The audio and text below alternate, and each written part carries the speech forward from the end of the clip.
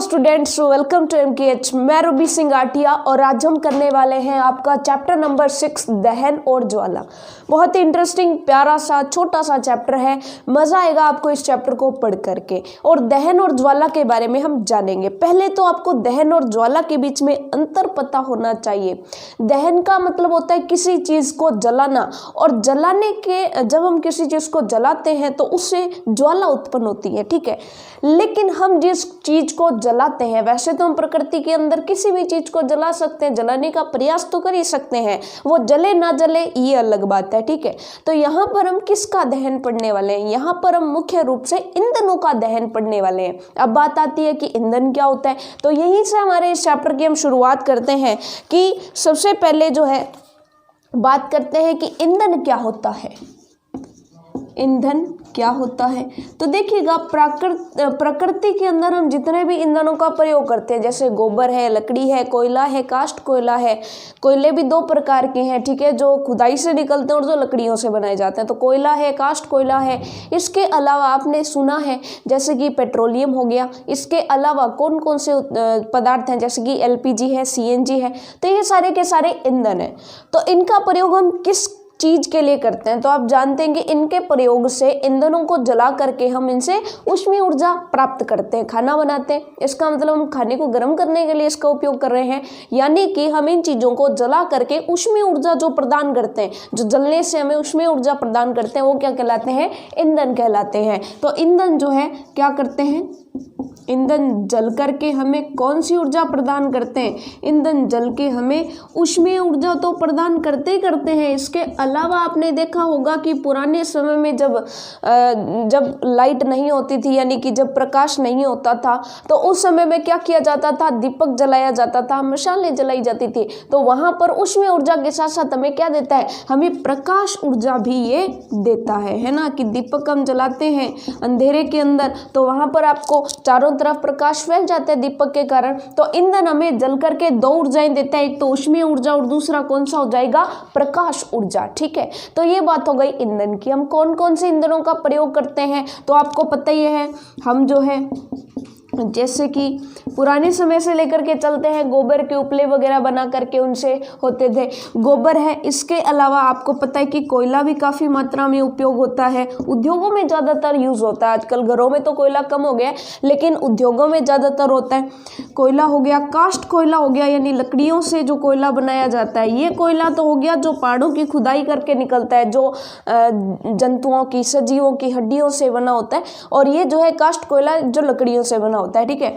और काष्ठ कोयले की बात हो गई। इसके बाद और भी बहुत सारे, जैसे कि पेट्रोलियम है, पेट्रोलियम के अंदर वो सारे आ जाते हैं, ठीक है, पैराफिन, मोम इत्यादि इत्यादि। पेट्रोलियम के अंदर पेट्रोल, डीजल, बहुत सारे आ गए। इसके अलावा नेक्स्ट अगर हम बात करें CNG का भी ईंधन के रूप में उपयोग होता है। इसके अलावा रसोई घर में LPG आदि। तो ये सारे के सारे जो है, इसके अंदर जो आप लकड़ी भी कर सकते हो, लकड़ी भी जलाई जाती है ना, तो लकड़ी। तो ये सारे के सारे क्या है? ईंधन के उदाहरण है। तो ये बात हो गई कि ईंधन को हम जलाते हैं, ईंधन हमें जल के ऊष्मीय ऊर्जा और प्रकाश ऊर्जा प्रदान करता है। ईंधन के उदाहरण हो गए गोबर, कोयला, काष्ठ कोयला, लकड़ी, पेट्रोलियम, CNG और LPG, ठीक है। अब हम बात करते हैं, क्योंकि हम साइंस पढ़ रहे हैं और साइंस के अंदर हमें बताना होगा कि जो हम प्रोसेस कर रहे हैं उसके अंदर हो क्या रहा है, ठीक है। जैसे कि बात करते हैं दहन की। अगर मैं सिंपल पूछूं कि दहन क्या है, तो आप क्या कहेंगे? हमने किसी चीज को तिल्ली से जला दिया तो वो क्या हो गया? उसका दहन हो गया। जैसे कागज का दहन करते हैं, कागज को जलाएंगे तो क्या होगा? हमने कागज को जलाया और कागज जलने लगा, हम क्या कह देंगे? यही तो दहन है। लेकिन जब हम साइंस पढ़ रहे हैं तो इसी चीज को हमें समझाना पड़ेगा। तो विज्ञान की भाषा में दहन का क्या मतलब है, तो देखिएगा, दहन जो है वो वास्तविकता में है क्या। अगर विज्ञान की भाषा में देखें, क्योंकि यहाँ पर हम विज्ञान पढ़ रहे हैं तो हमें विज्ञान की भाषा में बताना होगा, ठीक है। तो देखिएगा, दहन का मतलब क्या है? दहन एक, पहले तो ये बात बताइए कि दहन एक रासायनिक परिवर्तन है या भौतिक परिवर्तन है। भौतिक परिवर्तन का मतलब है कि उस वस्तु को वापस से चेंज किया जा सकता है, या फिर वस्तु चेंज नहीं होती है, ठीक है। और दूसरा है रासायनिक परिवर्तन, जिसमें वस्तु का रासायनिक गुण परिवर्तित हो जाता है। जैसे फॉर एग्जाम्पल, मैंने आपको पहले भी एक एग्जाम्पल दिया था कि मान लीजिए एक पेड़ है, इस पेड़ की लकड़ी को काट करके मान लीजिए हमने क्या बना लिया? फर्नीचर बना लिया। क्या बना लिया? फर्नीचर। अब ये फर्नीचर तो बन गया, काट पीट के हमने सेट तो कर दिया, लेकिन ये रहा तो लकड़ी का ही ना, ये फर्नीचर रहा तो लकड़ी का ही, ठीक है। और दूसरा हम क्या करते हैं, इसको जला के क्या कर देते हैं, राख में बदल देते हैं। तो क्या ये राख जो है उसमें बदलाव हुआ कि नहीं, तो आप कह देंगे लकड़ी किस में कन्वर्ट हो गई, राख में कन्वर्ट हो गई। तो यहाँ पर आप देख सकते हो कि ये तो हो गया भौतिक परिवर्तन, जो लकड़ी थी उसी को काट पीट के हमने सेट किया है, ठीक है। रही तो वो लकड़ी की लकड़ी, लेकिन यहाँ पर जब हमने इसको जलाया तो वो किस में बदल गई, राख में। लकड़ी किस में बदल गई, राख में। तो ये परिवर्तन कौन सा होता है, रासायनिक परिवर्तन। तो आप कह दोगे कि दहन एक रासायनिक परिवर्तन है। एक कौन सा परिवर्तन है, रासायनिक परिवर्तन है। या फिर आप ये कह सकते हो कि ये जो है एक रासायनिक प्रक्रम है, रासायनिक प्रक्रम है, रासायनिक प्रक्रम है। अब आपको पता है कि यहाँ पर जब भी हम किसी वस्तु को जलाते हैं, जब भी हम किसी वस्तु को जलाते हैं तो हमें वायु की आवश्यकता पड़ती है। क्यों पड़ती है, क्योंकि वायु के अंदर ऑक्सीजन होता है। तो यहाँ पर एक चीज़ समझ में आती है कि अगर आपने देखा होगा कि जब भी कोई चीज़ जलती नहीं है तो आपने देखा होगा कि उससे जो है, जैसे मक्खी जो होती है, मक्खी जो आपने देखा होगा कि मक्खी भूनने वाले जो होते हैं वो क्या करते हैं, अक्सर उनके पास एक पक्खी होती है और वो इस तरह से उसको हवा देते रहते हैं। किस वजह से देते हैं, ताकि कोयले जो वो सुलगते रहें। कोयले क्यों सुलगते हैं, क्योंकि उनकी हवा जो है वहाँ पर उनको हवा मिल जाती है, यानी ऑक्सीजन की मात्रा, ऑक्सीजन की उपलब्धता जलने के लिए आवश्यक होती है। तो यहाँ पर क्या होगा कि यह एक रासायनिक प्रक्रम है, यह एक रासायनिक प्रक्रम है जिसके अंदर क्या होता है, जिसमें कोई भी पदार्थ है वो किससे अभिक्रिया करता है, वायु से, यानी ऑक्सीजन से अभिक्रिया करता है। तो दहन का मतलब क्या होता है, दहन के अंदर अगर प्रक्रम बताएं तो हम क्या कहलाएंगे कि यह एक रासायनिक प्रक्रम है जिसमें पदार्थ ऑक्सीजन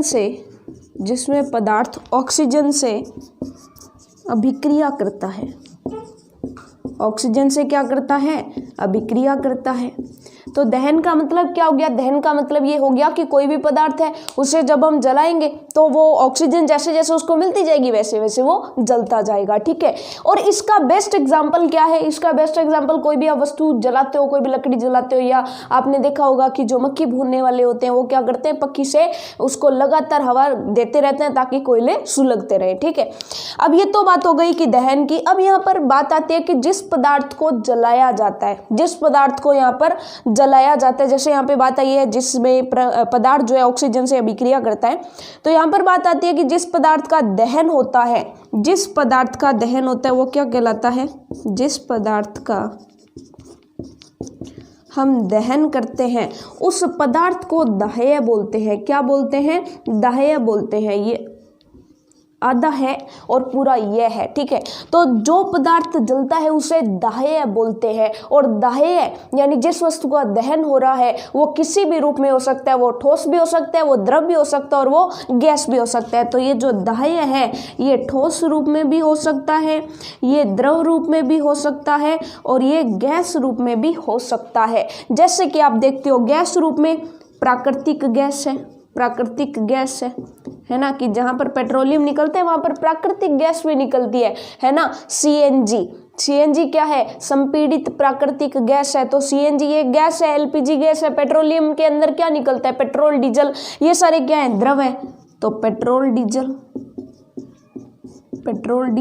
ये देख लीजिए ईंधन यानी कि दाह्य जिनको जलाया जाता है वो गैस के रूप में भी हो सकते हैं, वो द्रव के रूप में भी हो सकते हैं और वो ठोस के रूप में भी हो सकते हैं। और ठोस के एग्जाम्पल क्या हो जाएंगे, जैसे कोयला है तो कोयला क्या होता है, ठोस होता है। तो ये बात हो गई कि दहन और दाह्य किसे कहते हैं, ठीक है। अगर पूछ लिया जाए तो अब आप डिफाइन कर सकते हो। अब यहाँ पे बात आती है कि यहाँ पर हमने एक चीज सीखी कि दहन के अंदर कोई भी पदार्थ जो है वो ऑक्सीजन से अभिक्रिया करता है। तो यहाँ पर एक क्वेश्चन पूछ लिया जाता है कि क्या दहन के लिए ऑक्सीजन की उपस्थिति आवश्यक है या नहीं। अब सिंपल सी बात है कि जब अभिक्रिया ही ऑक्सीजन से हो रही है तो ऑक्सीजन होगी नहीं तो क्या दहन होगा, तो आप कह देंगे बिल्कुल नहीं होगा। और इन चीजों को हमें जो है उदाहरणों के माध्यम से सिद्ध करना है कि अगर ऑक्सीजन नहीं मिलेगी, किसी पदार्थ को जो जल रहा है अगर उसे ऑक्सीजन नहीं मिलेगी तो वो पदार्थ जलना बंद कर देगा। इसके कई सारे उदाहरण है। तो यहाँ पर क्वेश्चन क्या बनता बन सकता है, यहाँ पर क्वेश्चन बन सकता है कि प्रयोग द्वारा सिद्ध कीजिए कि दहन के लिए वायु आवश्यक है। वायु कह दें, ऑक्सीजन कह दें, एक ही बात है, ठीक है। वो वायु भी पूछ सकता है और ऑक्सीजन भी पूछ सकता है, क्योंकि ऑक्सीजन वायु के अंदर ही होती है। अब देखिएगा यहाँ पर क्वेश्चन आता है कि एक प्रयोग द्वारा सिद्ध कीजिए सॉरी माफ कीजिएगा, एक प्रयोग द्वारा सिद्ध कीजिए कि दहन के लिए वायु आवश्यक है। तो हम प्रयोग करते हैं, तो प्रयोग के अंदर हम क्या करेंगे, सिंपल साधारण सा प्रयोग करना, आप अपने घर पे भी कर सकते हो। देखिएगा हम क्या करते हैं, हम एक मोमबत्ती को जलाते हैं। हम क्या करते हैं, एक मोमबत्ती को जलाते हैं, ठीक है। एक मोमबत्ती को जला दिया। अब हम क्या करते हैं, इस मोमबत्ती को एक टेबल पर रख देते हैं, ठीक है। मोमबत्ती को क्या करते हैं, एक टेबल पर रख देते हैं। मोमबत्ती जल रही है आराम से, कोई प्रॉब्लम वाली बात यहाँ पर है नहीं, ठीक है। अब हम क्या करते हैं कि यहाँ पर इसके ऊपर क्या करते हैं कि एक कांच का कवर रख देते हैं, या फिर आप क्या कह सकते हो, चिमनी भी देख सकते हो, ठीक है। आपको क्या करना है, मान लीजिए आप यहाँ पे क्या कीजिए, 2 लकड़ी के गुटके रख दीजिए, ठीक है। 2 लकड़ी के गुटके रख दिए और उनके ऊपर क्या रख दिया आपने, चिमनी रख दी, ठीक है। चिमनी लगभग इस तरीके से होती है जिससे ऊपर जो है क्या जाता रहता है, धुआं जाता रहता है, ठीक है। लेकिन हमने जो इसको इस तरीके से किया कि ऊपर से ये पूरा बंद है, ठीक है। ऊपर से पूरा बंद है, तो ये देखिएगा ये कुछ इस प्रकार से है। या फिर आप ये कह सकते हैं कि कांच का कोई बर्तन रख दिया, ठीक है। प्रयोग में आप ये भी कह सकते हैं कि मान लीजिए हमने क्या कर दिया, एक मोमबत्ती रख ली, मोमबत्ती जल रही थी, हमने क्या किया, इधर और इधर 2 गुटके रखे, ठीक है, और उसके ऊपर उल्टा जो है कांच का क्या रख दिया, जार या कांच का बर्तन रख दिया। तो ये हमने क्या कर दिया, ये हमारा क्या हो गया, कांच का जार, कांच का जार हो गया। ये हमारी क्या है, मोमबत्ती जल रही है, ठीक है। और ये हमने क्या रखे हैं, 2 लकड़ी के गुटके रखे हैं, लकड़ी के गुटके। ये किस लिए रखे हैं, ये लकड़ी के गुटके इसलिए रखे हैं क्योंकि जब लकड़ी के गुटकों पर हम जार रखते हैं तो नीचे से हवा जाने के लिए कुछ जगह बनी रहती है, नीचे से जगह बनी रहेगी, ठीक है। अब नीचे से जगह बनी रहेगी यानी यहाँ से वायु इसके अंदर प्रवेश करती रहेगी। तो हम यहाँ पर देखेंगे कि पहले जब मोमबत्ती खुले में जल रही थी तो मोमबत्ती अच्छे से जल रही थी, लेकिन जैसे ही हम क्या करते हैं, इसको गुटके के ऊपर रखते हैं तो मोमबत्ती धीरे धीरे जलने लग जाती है, यानी दहन की प्रक्रिया जो है वो थोड़ी सी स्लो हो जाती है। अब हम क्या करते हैं, अब हम इन गुटकों को साइड कर देते हैं। गुटकों को साइड करेंगे, जार नीचे आ जाएगा, तो जार क्या हो गया, जार हमारा नीचे आ गया, तो जार यहाँ पर आ गया। अब जो जार है वो बिल्कुल क्या हो गया, यहाँ पर फिट हो गया, ठीक है, यानी मेज पर हो गया। अब यहाँ पर वायु के अंदर जाने के लिए कोई जगह नहीं बची है, वायु अंदर नहीं जाएगी। अब क्या होगा कि जितनी अंदर वायु है उसके कारण मोमबत्ती जितनी जल सकती है जल जाएगी, कि अंदर जितनी ऑक्सीजन है वो उसको जलाने में जितनी सहायता करेगी। जब तक ऑक्सीजन खत्म नहीं हो जाती अंदर तब तक तो मोमबत्ती जलेगी, और जैसे ही ऑक्सीजन खत्म हो जाएगी मोमबत्ती धीरे धीरे धीरे धीरे क्या हो जाएगी, बुझ जाएगी। तो ये प्रयोगों में बताता है कि अगर ऑक्सीजन नहीं मिलता है तो वहां पर, यानी कि अगर वायु नहीं मिलती है, अगर जलने वाले पदार्थ के पास वायु नहीं होगी तो वहां पर वो पदार्थ नहीं जलेगा। तभी आप कहते हैं कि तभी आप देखते हैं कि कोई पदार्थ, मान लीजिए कागज जला रहे हैं, कागज नहीं जल रहा, तो मान लीजिए बहुत सारे कागज आपने जला दिया और वो बाई चांस बीच में से आग बुझ जाती है, तो हम क्या करते हैं, उसमें फूंक मारते हैं। किस वजह से फूंक मारते हैं, ताकि उससे वायु मिल सके, ठीक है।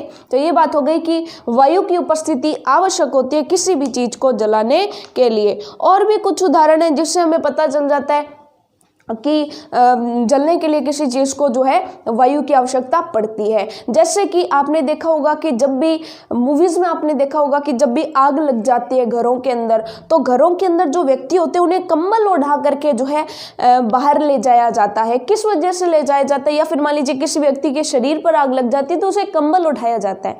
कंबल इसलिए उठाया जाता है कि जब उसके शरीर को कंबल से लपेट देंगे तो उसके शरीर को वायु टच नहीं करेगी, और जब वायु नहीं होगी तो वहां पर क्या हो जाएगा, वहां पर जो आग है वो नहीं लगेगी। जैसे आपने देखा होगा कि घरों के अंदर जब, या फिर आप रेलवे स्टेशन पर गए हैं तो वहां पर आग लिख करके, फायर लिख करके बाल्टियां टंगी रहती है, और बाल्टियों के अंदर क्या होती है, मिट्टी होती है, ठीक है। वो इसलिए होती है कि अगर बाई चांस कहीं आग लग जाए तो उन बाल्टियों के अंदर जो मिट्टी है उस मिट्टी को उस पर डाल दे। अब मिट्टी को डाल दिया तो वायु के संपर्क में नहीं आएगी आग, और वायु का संपर्क टूट गया, वायु नहीं मिलेगी तो आग नहीं लगेगी। तो ये सिंपल सी साधारण से कुछ एग्जाम्पल एग्जाम्पल्स हमने पढ़ लिए। तो आपसे ये भी पूछा जा सकता है कि आग बुझाने के लिए व्यक्ति को कंबल से क्यों ढक दिया जाता है, तो आप ये भी कह सकते हैं कि उसकी आग बुझाने के लिए, ताकि बाहर की जो वायु है वो उसके संपर्क में ना आ सके। ठीक है, ये चीज सिंपल हो गई।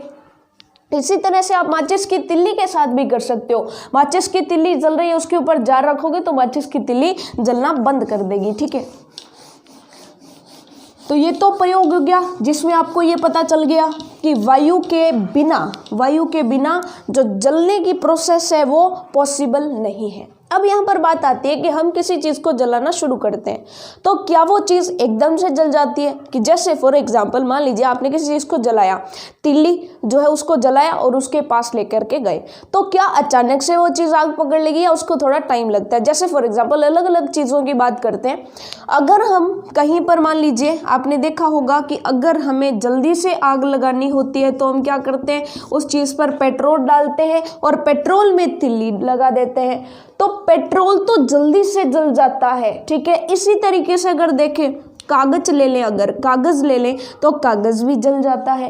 लेकिन अगर तीसरी बात करें हम लकड़ी की, अगर हम कोई बड़ी मोटी लकड़ी ले लें तो क्या लकड़ी अचानक से तिल्ली लगाओगे छोटी सी और क्या इस तिल्ली से पूरी की पूरी लकड़ी जलने लग जाएगी क्या? तो आप कहेंगे ऐसा नहीं होता है, लकड़ी कुछ समय लेती है उसके बाद जलती है। ठीक है, जैसे आपने देखा होगा कि जैसे बहुत सारी ऐसी चीज़ें हैं, जैसे कि आप बहुत सारी ऐसी चीज़ें जलाते हो, जैसे कि लकड़ी हो गई, कोयला हो गया, कोयले को भी कुछ समय वहाँ पर रखना पड़ता है, गोबर हो गया, गोबर के जो उपले बनाए जाते हैं उनको भी कुछ देर के लिए रखना पड़ता है। ठीक है, लेकिन जो पेट्रोल है, कागज़ है, ये कुछ चीज़ें जल्दी जल्दी जलने लगती है। तो यहाँ पर इन चीज़ों के लिए उत्तरदायी कारक जो है वो कौन सा है? तो यहाँ पर उत्तरदायी कारक है ज्वलन ताप। यहाँ पर उत्तरदायी कौन सा कारक है? ज्वलन ताप।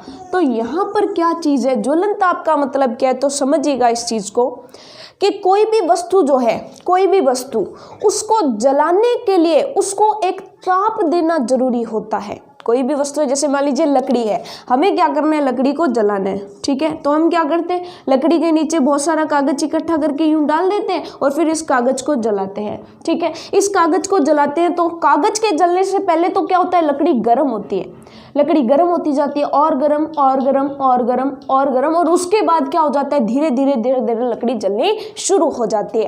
तो इस प्रोसेस से आपको पता चलता है कि अगर किसी वस्तु को हमें जलाना है तो उससे पहले गर्म करना पड़ेगा। हर एक वस्तु का अपना एक ज्वलन ताप होता है, एक ज्वलन ताप होता है, यानी वह ताप जिससे ऊपर ताप देने पर वो वस्तु जलने लगेगी। ठीक है, जिससे कम अगर ताप रखेंगे तो वो वस्तु जलेगी नहीं, अगर उससे ज़्यादा ताप दे दिया तभी वो वस्तु जलना प्रारंभ कर देती है। जैसे आप देखते हैं कि कई बार ऐसा होता है कि कोई सब्जी बना रहे हैं तो वहाँ पर जब उसको हल्का गर्म किया जाता है तो उससे कोई फर्क नहीं पड़ता है, लेकिन अगर उसको बहुत ज़्यादा गर्म कर दिया जाता है जैसे ओवन में, तो कई बार चीज़ें जो है वो जल जाती है ना। वो किस वजह से जल जाती है? क्योंकि वहाँ पर उनका जो ताप है वो उनके ज्वलन ताप से ज़्यादा हो जाता है। तो अगर पूछ लिया जाए कि ज्वलन ताप क्या होता है, तो ज्वलन ताप वह न्यूनतम ताप है जिस पर कोई पदार्थ जलने लगता है। तो ज्वलन ताप का मतलब क्या हो गया, वह न्यूनतम ताप, वह न्यूनतम यानी कम से कम वो ताप हमें देना पड़ेगा। ठीक है, वह न्यूनतम ताप जिस पर कोई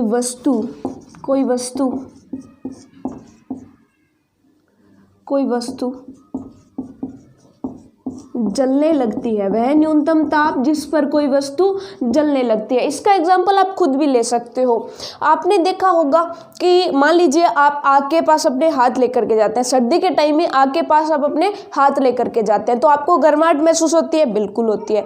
लेकिन अगर आप अपने हाथों को आग के और करीब और करीब और करीब, आग के बिल्कुल करीब ले आओगे तो आप देखेंगे कि आपके हाथ जलने लगते हैं। ठीक है, आपके हाथ क्यों, कोई भी वस्तु इस तरह से जलने लगती है। और अगर हम आग के अंदर ही हाथ डाल दें फिर तो हमारे हाथ जल भी सकते हैं, हालांकि ऐसा हमें करना नहीं है। ठीक है, ये सिर्फ हम सोच रहे हैं, क्योंकि कई बार आपने देखा है कि व्यक्ति जो है आग की वजह से झुलस जाते हैं, जैसे घरों में आग लग जाती है कई बार, तो उनमें व्यक्ति झुलस जाते हैं। जानवर जो है, जैसे जंगलों में आग लगती है तो जानवर झुलस जाते हैं, तो वो किस वजह से झुलस जाते हैं, क्योंकि उनको जो है ज्वलन ताप से ज्यादा ताप मिल जाता है। तो हर एक वस्तु का अपना एक ज्वलन ताप होता है, अगर उस ज्वलन ताप से ज्यादा ताप पर अगर उसे गर्म किया जाएगा तो वो वस्तु वस्तु जलना शुरू कर देगी। ठीक है, अब देखिएगा पेट्रोल जल्दी क्यों जलता है, कागज जल्दी क्यों जलता है और लकड़ी धीमे धीमे क्यों जलती है, यानी कि स्टार्टिंग में जल्दी नहीं जलती है। क्यों नहीं जलती है? क्योंकि लकड़ी का ज्वलन ताप ज्यादा है, कागज का ज्वलन ताप कम है। थोड़ा सा ताप दोगे कागज जलने लगेगा।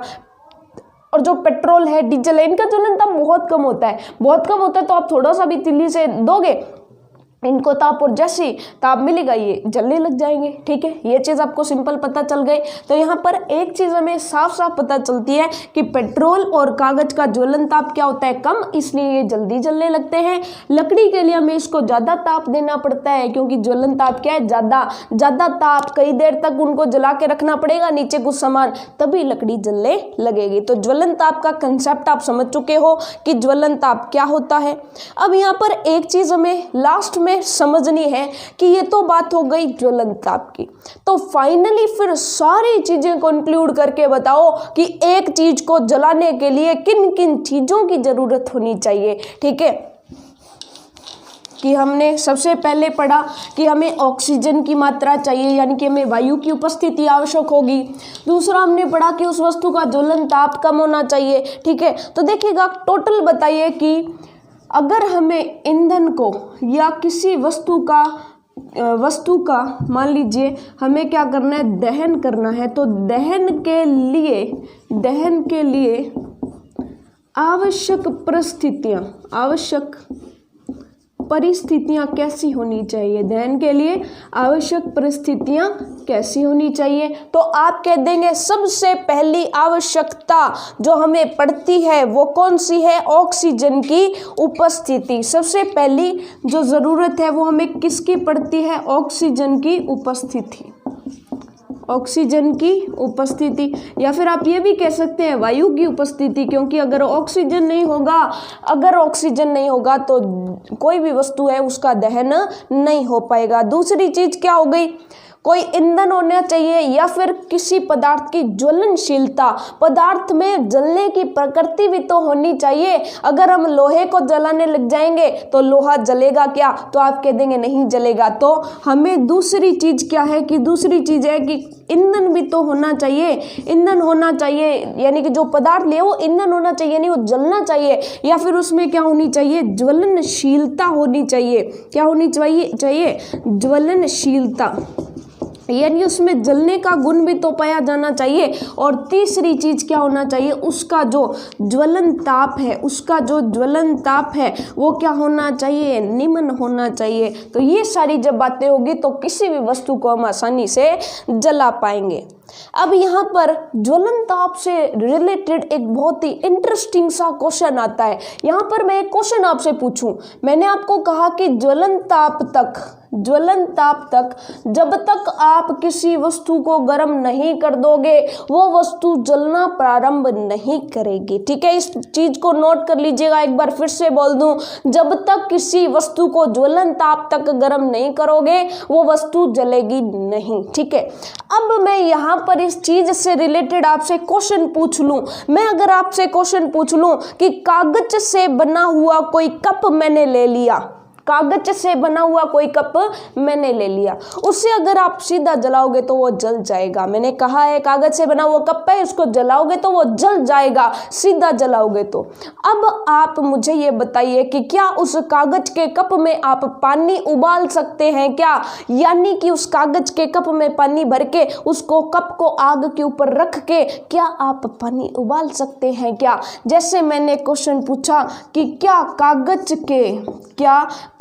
के कप में पानी उबाल सकते हैं, तो आपका क्या जवाब होगा, कागज जल जाएगा या नहीं जलेगा। क्योंकि अगर कागज जल जाएगा तो पानी गिर जाएगा, यानी कि पानी गर्म नहीं हो सकता है। और दूसरी चीज है कि कागज नहीं जलेगा, और नहीं जलेगा तो पानी उबल सकता है। ठीक है, कि किसी भी लोहे के बर्तन में तो हम क्या कर सकते हैं, पानी उबाल सकते हैं, लेकिन क्या कागज के बर्तन में भी पानी उबल सकता है क्या। ये बहुत इंटरेस्टिंग सा क्वेश्चन आता है। तो आप इसका क्या जवाब देते हो, हाँ में देते हो या ना में देते हो, थोड़ा सा सोच लीजिए कि कागज के कप में पानी कैसे उबलेगा। तो इसका आंसर होगा कि हाँ, हम कागज के कप में पानी उबाल सकते हैं। कैसे उबाल सकते हैं वो भी देख लीजिएगा कि आपको क्या करना है, आपको आग जला लेनी है। आग जला लिया आपने, ठीक है, और कागज थोड़ा सा आपने इतना हल्का कागज नहीं लेना है कि वो पानी की वजह से गीला हो जाए, ठीक है, ठीक ठाक कागज लेना है। आपने एक कप ले लिया कागज का और उसके अंदर आपने क्या डाल दिया, उसके अंदर आपने क्या डाल दिया, पानी डाल दिया। अब यहाँ पर आपका कप जब तक गर्म नहीं होगा, जब तक ज्वलन ताप तक गर्म नहीं होगा, ये आग नहीं पकड़ेगा, ठीक है। अब क्या होगा कि ये आग इसे क्या करेगी, ये आग इसे गर्म करेगी। ये कप गर्म होगा, ये कप गर्म होगा, लेकिन इस कप के अंदर वाला पानी गर्म होना शुरू हो जाएगा। नीचे का पानी गर्म होगा, फिर जो गर्म पानी है वो ऊपर चला जाएगा, ऊपर का ठंडा पानी यहाँ पर आता जाएगा। जल के अंदर एक चीज बहुत अच्छी होती है, एक चीज देखेगा कि जब भी आप जल को किसी बर्तन में डाल करके गर्म करते हो तो आपने देखा होगा उस जल के अंदर आप अगर कोई कागज का टुकड़ा डाल दो तो वो कागज का टुकड़ा यूं घूमने लगता है। किस वजह से घूमने लगता है? क्योंकि नीचे आपने क्या जलाई है, नीचे आपने आग जलाई है। तो नीचे आग जलाई है तो ये साथ में जो ऊपर पानी है वो गर्म हो जाएगा, यानी नीचे वाला पानी गर्म हो जाता है।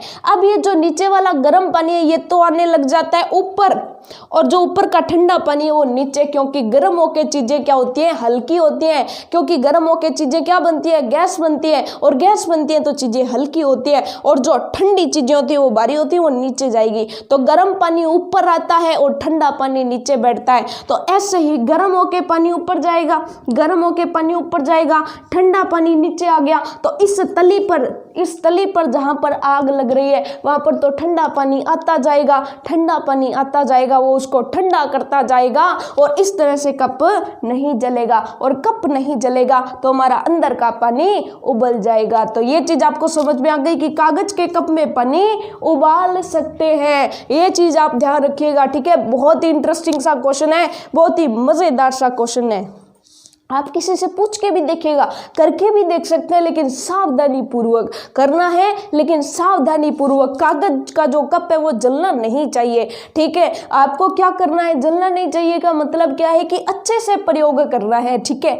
अब देखिएगा यहाँ पर नेक्स्ट हम बात करते हैं, ये तो बात हो गई कि ज्वलन ताप की। अब हम बात करते हैं कि ज्वलनशील पदार्थ क्या होता है। हमने यहाँ पर बात की थी कि कई पदार्थ तो जलने लग जाते हैं, लेकिन कई पदार्थ जलते ही नहीं हैं। तो यहाँ पर सिंपल सी बात है कि जिन पदार्थों का ज्वलन ताप क्या होता है, कम होता है, ज्वलन ताप कम होता है, जैसे पेट्रोल हो गया, डीजल हो गया, ठीक है, तो इनका क्या होता है, ज्वलन ताप कम होता है। ज्वलन ताप कम होता है तो ये जल्दी से जलने लगते हैं, और ऐसे पदार्थ जो जल्दी से जलने लगते हैं उन्हें क्या बोला जाता है, उन्हें ज्वलनशील पदार्थ बोला जाता है। क्या बोला जाता है, ज्वलनशील पदार्थ। तो यहाँ पर क्वेश्चन अगर पूछ लिया जाए कि ज्वलनशील पदार्थ किसे कहते हैं, तो आप कह देंगे जिन पदार्थों का ज्वलन ताप बहुत कम होता है, जो ज्वाला के साथ सफलतापूर्वक आग पकड़ लेते हैं, जिनका ज्वलन ताप कम है, जो जल्दी से क्या पकड़ लेते हैं, आग पकड़ लेते हैं, और आग भी किसके साथ, ज्वाला के साथ। तो ऐसे पदार्थों को हम क्या कहते हैं, ऐसे पदार्थों को हम ज्वलनशील पदार्थ कहते हैं। क्या कहते हैं, ज्वलनशील पदार्थ कहते हैं। तो ये चीज आपको समझ में आ गई कि ज्वलनशील पदार्थ किससे कहते हैं। ज्वलनशील पदार्थों के एग्जाम्पल देने की जरूरत पड़ेगी क्या, तो आप कह दोगे बिल्कुल नहीं पड़ेगी, क्योंकि उदाहरण तो आप लिख ही सकते हो। जैसे क्या हो गया, पेट्रोल हो गया, अल्कोहल हो गया, अल्कोहल हो गया, इसके अलावा और भी बहुत सारी चीज़ें, सीएनजी है, एलपीजी, ये भी तो जल्दी से जलने वाली चीज़ें हैं। तो आदि ये सारे के सारे क्या हैं, ज्वलनशील पदार्थ है, ये जल्दी से आग पकड़ लेते हैं, ठीक है। अब यहाँ पर बात आती है कि हम जल से कैसे आग बुझा सकते हैं, जल से हम आग कैसे बुझा सकते हैं। तो आप कह देंगे कि जैसे आपने देखा होगा कि कहीं आग लग जाती है तो हम क्या करते हैं, उसमें पानी उठाते हैं और उसके ऊपर पानी डाल देते हैं। तो यहाँ पर पानी क्या करता है, जैसे हमने कप में पानी उबाला था तो पानी क्या कर रहा था, कप को बार बार ठंडा किए जा रहा था, कप को बार बार ठंडा किए जा रहा था। तो सिंपल सी बात है, क्या करते हैं, मान लीजिए कोई कागज जल रहा है, कोई कागज जल जल रहा था, हमने क्या किया, एक गिलास पानी लिया और उस कागज के ऊपर डाल दिया, उस कागज ने जलना बंद कर दिया। तो यहाँ पर बात आती है कि जल जो है वो आग को कैसे बुझा देता है, यानी जल आग को बुझा देता है, हमें पता है, लेकिन इसका कारण क्या है। तो यहाँ पर जल दो काम करता है।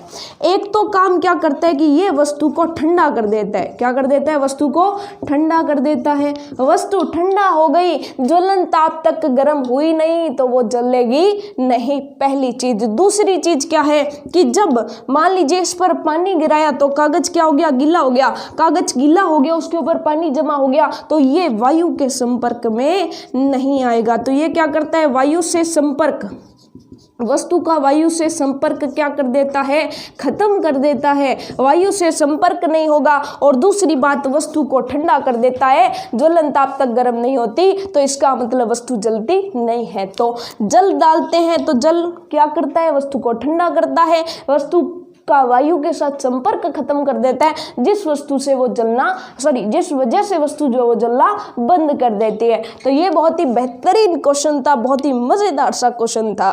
अब यहाँ पर बात आती है कि CO2 कार्बन डाइऑक्साइड, आपने देखा होगा कि अक्सर आग बुझाने के लिए जो अग्निशामक जो यंत्र लगा होता है उसके अंदर क्या होता है, कार्बन डाइऑक्साइड गैस होती है, उसके अंदर लाल लाल जो आपने देखा होगा टंकियां सी लटकी होती है ना। तो वो क्या होता है, अग्निशामक यंत्र। और अग्निशामक यंत्र के अंदर क्या होता है, जब भी उसको चलाते हैं आग लग जाती है, तो जब उसको चलाते हैं तो उसके अंदर से CO2 कार्बन डाइऑक्साइड गैस निकलती है। तो यहाँ पर क्वेश्चन आता है, जल को हमने समझ लिया, अब बात आती है कि CO2 यानी कार्बन डाइऑक्साइड गैस जो है वो आग को कैसे बुझाती है। ओके, सो अब बात आती है कि CO2 अब ऐसा कौन सा अलग से काम कर देगी। जलाने के लिए तो दो ही चीजें चाहिए होती है, ज्वलन ताप कम करना है और दूसरा क्या करना है, वायु की उपस्थिति को रोकना है, यानी वायु को रोकना है। तो कार्बन डाइऑक्साइड यानी कि CO2 गैस है वो भी क्या करेगी, ये बिल्कुल जल वाला ही काम करेगी। देखिएगा बात क्या है, एक्चुअल में बात है कि जो कार्बन डाइऑक्साइड गैस है वो ऑक्सीजन की तुलना में एक भारी गैस है। कार्बन डाइऑक्साइड गैस क्या है, भारी गैस है। और आपको पता है कि भारी वस्तु नीचे रहती है और हल्की वस्तु ऊपर रहती है, ठीक है। अब यहाँ पर बात क्या आती है, तो देखिएगा सिंपल साधारण सी एक बात आती है कि मान लीजिए कोई वस्तु जल रही है, कोई वस्तु जल रही है, हमने क्या कर दिया, अग्निशामक यंत्र द्वारा इसके ऊपर क्या डाल दी, कार्बन डाइऑक्साइड गैस डाल दी, ठीक है। पहले यहाँ पर क्या थी, वायु थी। अब कार्बन डाइऑक्साइड भारी है तो वो क्या करेगी, वो तो इस वस्तु पर जम जाएगी लेकिन ऑक्सीजन गैस को बाहर निकाल देगी। अब क्या हुआ कि ये जो पदार्थ है इसके चारों तरफ कार्बन डाइऑक्साइड की एक परत बन गई, एक परत बन गई, क्योंकि ये क्या है, ये खुद भारी है, ये नीचे रहेगी। और ऑक्सीजन गैस क्या हो गई, ऑक्सीजन गैस बाहर आ गई। अब ऑक्सीजन गैस बाहर है, बीच में कार्बन डाइऑक्साइड है, तो क्या वायु की उपस्थिति यहाँ पर होगी या नहीं होगी, तो आप कह देंगे वायु की उपस्थिति है नहीं। और जब वायु की उपस्थिति है नहीं तो वस्तु जलेगी नहीं। और दूसरी बात आती है कि जो कार्बन डाइऑक्साइड है वो किसी हद तक वस्तु का ज्वलन ताप भी कम कर देती है, यानी कि दो ही काम करने होते हैं, चाहे कार्बन डाइऑक्साइड गैस से करा दो चाहे जल से करवा दो, ठीक है। वो वस्तु को एक तो ठंडा करता है और दूसरी बात वायु के संपर्क को खत्म कर देता है। कारण अलग अलग है कि ये किस वजह से करती है, क्योंकि ये जो है खुद भारी होती है और जल तो भारी होता ही होता है, गैस से जल भारी होता है, ठीक है। तो ये बात हो गई कि कार्बन डाइऑक्साइड गैस क्या काम करती है और जल क्या काम करता है। अब यहाँ पर एक चीज़ और समझ में आती है कि देखिएगा जो दहन है वो भी कई कई प्रकार का होता है, दहन के भी कई प्रकार होते हैं। तो आइए यहाँ पर समझते हैं कि दहन के क्या क्या प्रकार हैं। देखिएगा यानी कि जलना जो है, किसी वस्तु का जलना जो है वो भी कितने प्रकार का होता है, वो भी हमारे पास 3 प्रकार का होता है। कौन कौन सा है, तो देखिएगा सबसे पहली बात आती है, सबसे पहला जो प्रकार है वो है तीव्र दहन। दहन के 3 प्रकार होते हैं। सबसे पहला प्रकार तीव्र दहन। दूसरा जो प्रकार है, दूसरा प्रकार हमारा आ गया, चलिए इधर लिखते हैं, दूसरा प्रकार आ गया हमारा स्वतः दहन। दूसरा प्रकार क्या हो गया, स्वतः दहन। और तीसरा प्रकार क्या आ गया, विस्फोटक, विस्फोटक, विस्फोटक दहन। तो देखिएगा सबसे पहला जो प्रकार आता है वो आता है तीव्र दहन। तीव्र दहन का मतलब क्या होता है कि कुछ पदार्थ जो है वो बहुत छोटी सी चिंगारी अगर उनको दे दिया जाए, क्या दे दिया जाए, बहुत छोटी सी चिंगारी भी अगर दे दोगे तो वो वस्तुएं जलने लग जाएंगी। जैसे पेट्रोल है, डीजल है, इनमें छोटी सी चिंगारी भी अगर इनको मिल गई तो ये जलने लग जाएगा। जैसे लाइटर होता है, लाइटर के अंदर या आप गैस के अंदर देखते हो, गैस जब भी जलाते हो तो क्या होता है, एक छोटी सी चिंगारी होती है और जो गैस यानी कि जो हमारा स्टोव है वो जलने लग जाता है। ठीक है, तो वहां पर होता क्या है कि बहुत ही छोटी सी चिंगारी से जो जलने लगती है वस्तु, उन्हें क्या कहते हैं, तीव्र दहन। लेकिन लकड़ी को जलाना है तो उतनी सी चिंगारी से काम चल जाएगा क्या, नहीं चलेगा। ठीक है, तो छोटी सी चिंगारी से जब वस्तुएं जलने लगती हैं तो उस प्रकार के दहन को हम क्या कहते हैं, तीव्र दहन कहते हैं।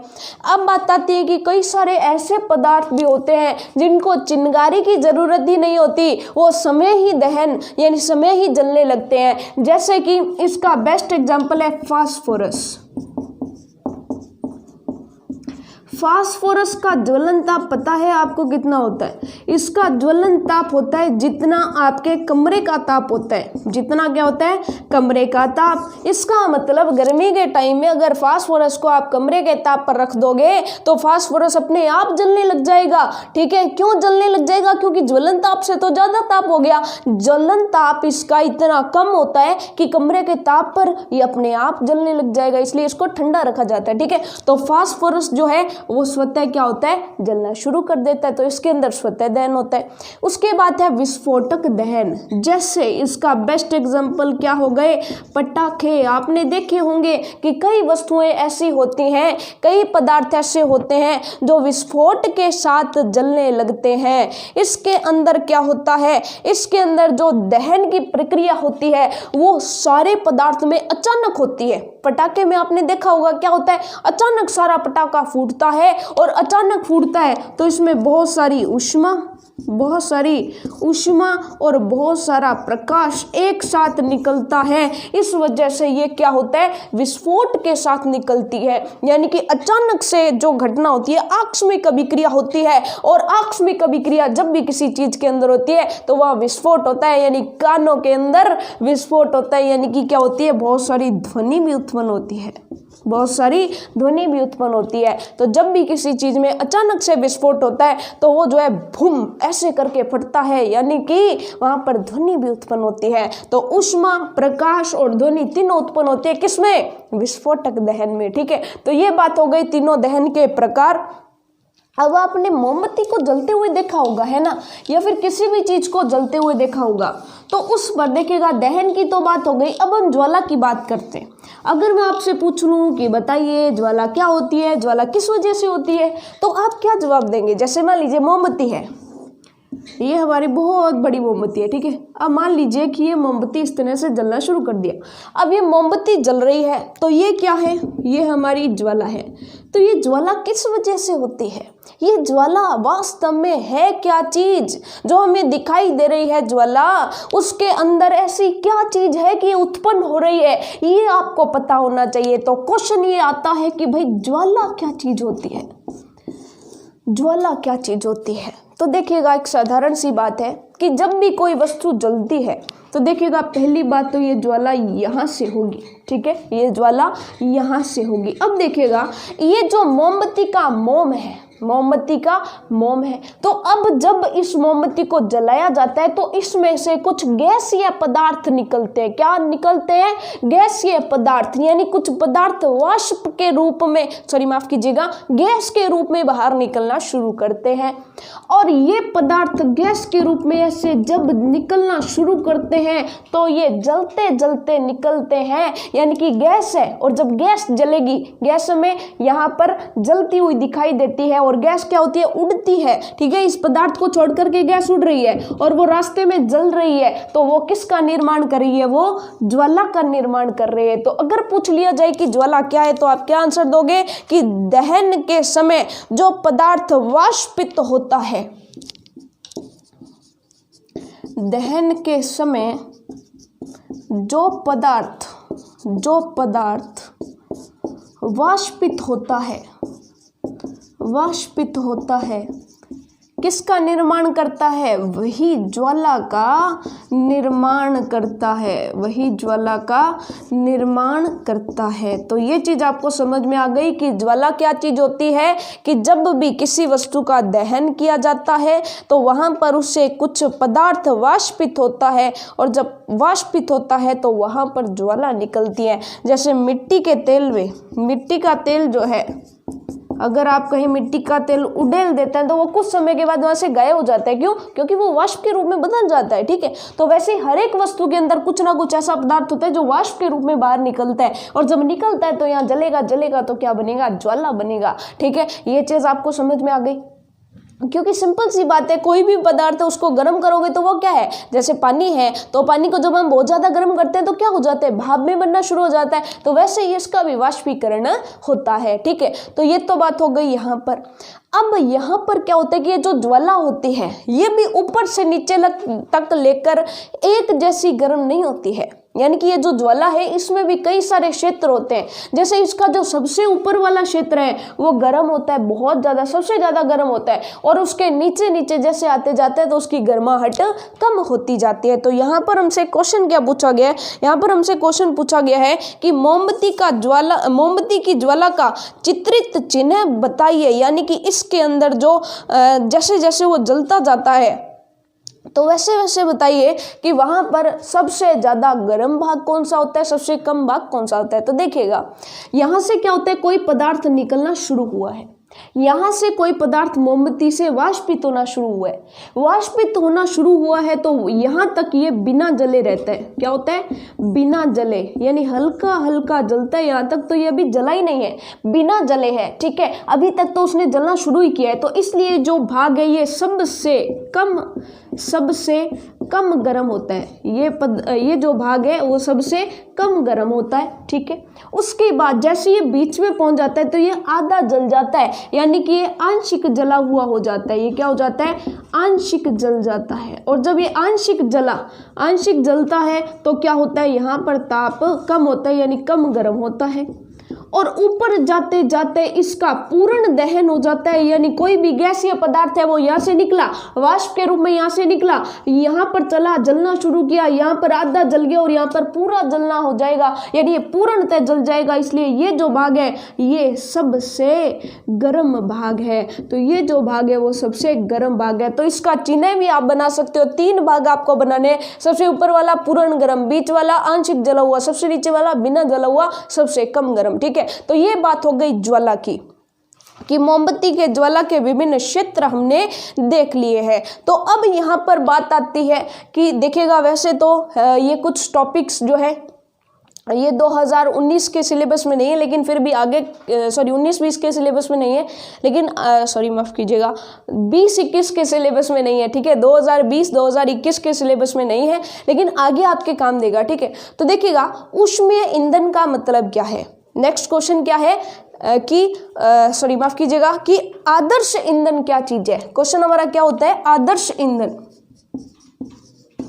कि ईंधन क्या चीज है हमें पता है, जिसको जला के हम ऊष्मा ऊर्जा प्राप्त करते हैं वो क्या है? ऊष्मीय ईंधन या ईंधन है। अब बात आती है कि आदर्श ईंधन या आदर्श ऊष्मीय ईंधन क्या चीज है? आइडियल, जो सबसे जिसको बेस्ट माना जाता है। आइडियल का मतलब जिसको सबसे बेस्ट माना जाता है। तो आदर्श ईंधन कौन सा हो जाएगा? जो जल के हमें ज्यादा ताप दे, जो कम प्रदूषण करे, जिसका ज्वलन ताप कम हो, यही तो क्या हो जाएगा? आदर्श ईंधन की जो है परिभाषा हो जाएगी। तो आप कह देंगे कि ऐसा ईंधन जो सस्ता हो, वायु में सामान्य दर पर सुगमता पूर्वक जले, अधिक मात्रा में ऊष्मा उत्पन्न करे और जलने के उपरांत कोई भी अवांछनीय पदार्थ ना छोड़े, तो उसे आदर्श ईंधन कहा जाता है। तो आदर्श ईंधन की 4 खास बातें। सबसे पहला क्या हो गया कि ये क्या होना चाहिए? सस्ता होना चाहिए। दूसरा क्या हो गया? वायु में सुगमता पूर्वक जले, यानी आसानी से जल जाना चाहिए, ज्यादा धुआं ना उत्पन्न करे। तीसरी बात क्या हो गई? ऊष्मा ज्यादा उत्पन्न करे। क्या करे?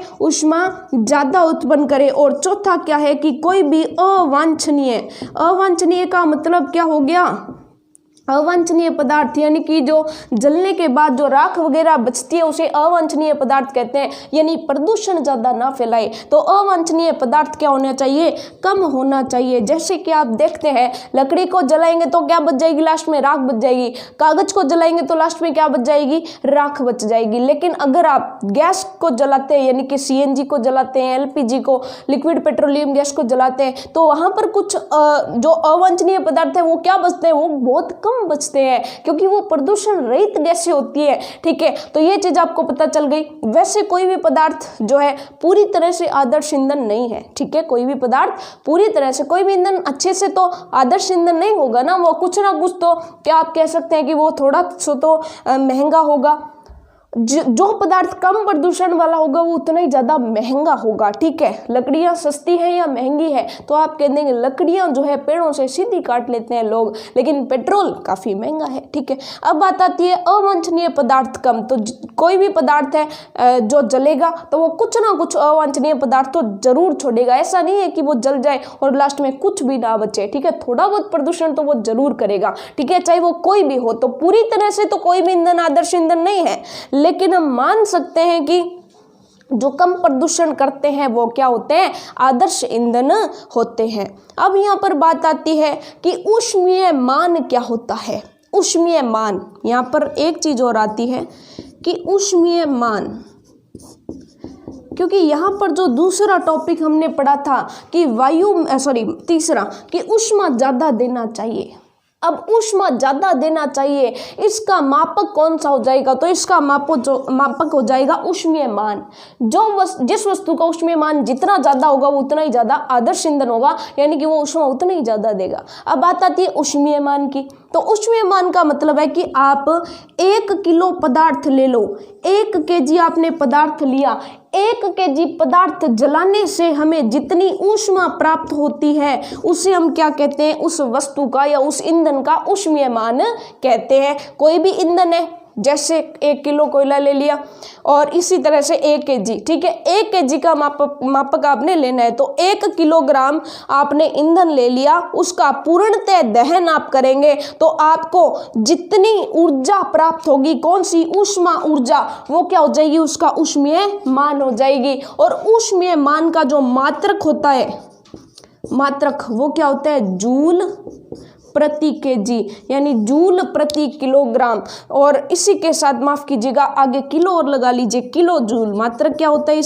इसका मात्रक होता है किलो जूल, क्योंकि ऊष्मा ऊर्जा किस में मापोगे, किलो जूल में मापोगे। ऊर्जा जूल में मापी जाती है, उसको किलो जूल में माप रहे हैं। ठीक है, कोई बात नहीं, किलो जूल बटे किलोग्राम, तो किलो जूल बटे किलोग्राम। ठीक है, ये क्या हो जाएगा, इसका ऊष्मीय मान का मात्रक हो जाएगा। अब यहाँ पर बात हो गई कि जब भी हम किसी चीज़ को जलाते हैं तो उसका जब दहन करते हैं तो ज्वाला उत्पन्न होती है। ज्वाला के कई क्षेत्र देख लिए। आदर्श ईंधन क्या है वो देख लिया। आदर्श ईंधन को मापने का तरीका क्या है, उसका ऊष्मीय मान देखते हैं। ऊष्मीय मान का जो मात्रक है वो देख लिया, किलो जूल प्रति किलोग्राम। ठीक है, अब ये हो गया हमारा चैप्टर इसी के साथ कंप्लीट। यहाँ पर बात आती है कि ईंधन जो है वो कई प्रकार के प्रदूषित पदार्थ जो है छोड़ता है। तो यहाँ पर क्वेश्चन ये भी बन सकता है कि प्रदूषण के कारण बताइए, प्रदूषण के प्रभाव बताइए, वायु प्रदूषण के प्रभाव बताइए। तो ऐसे कुछ अलग से क्वेश्चंस बन सकते हैं जिनको हम, ये जो प्रदूषण वाला चैप्टर रहता है हमारा, लास्ट में आप देखेंगे कि प्रदूषण वाला चैप्टर भी आएगा तो वहां पर कंप्लीट कर लेंगे। वैसे ऐसे क्वेश्चन इस चैप्टर में आने वाले हैं नहीं, क्योंकि ये दहन और ज्वाला का चैप्टर है, प्रदूषण का चैप्टर नहीं है। प्रदूषण हम करेंगे हमारे प्रदूषण वाले चैप्टर में। तब तक के लिए all the best for your self studies.